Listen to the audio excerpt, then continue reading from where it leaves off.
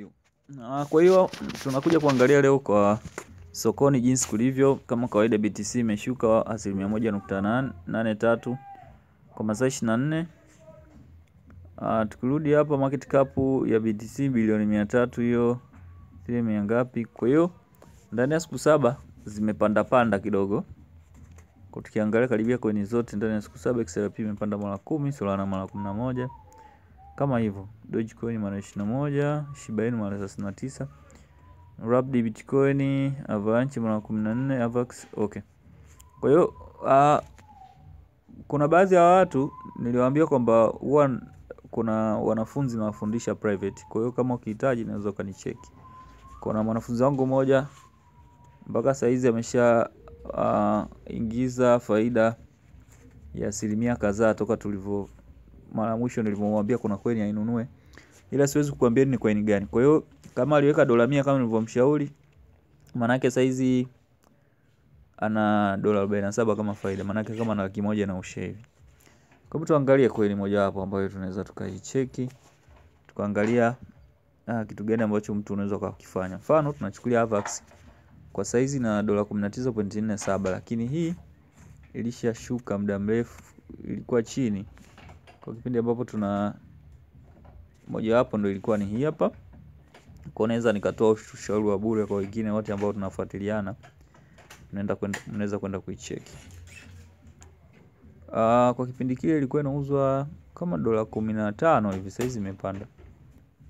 Kwa hiyo hataki kunipa hizi, hataki kunipa prices zangu ninazozihitaji. Yaani kwa tunataka tungeangalia hapa, ningeona jinsi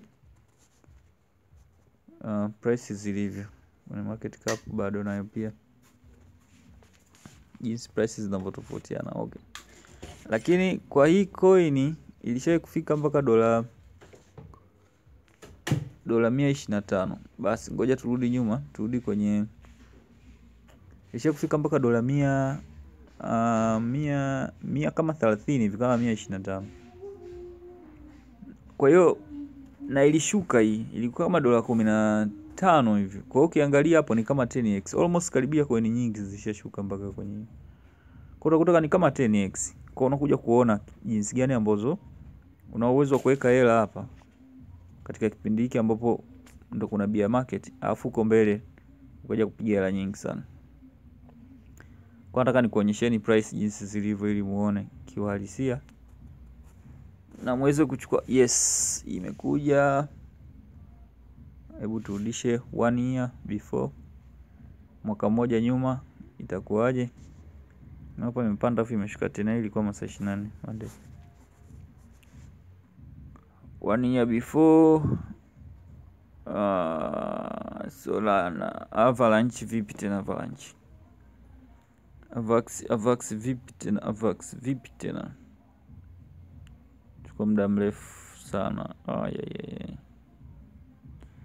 Long time. Okay. Hebu tuangalie.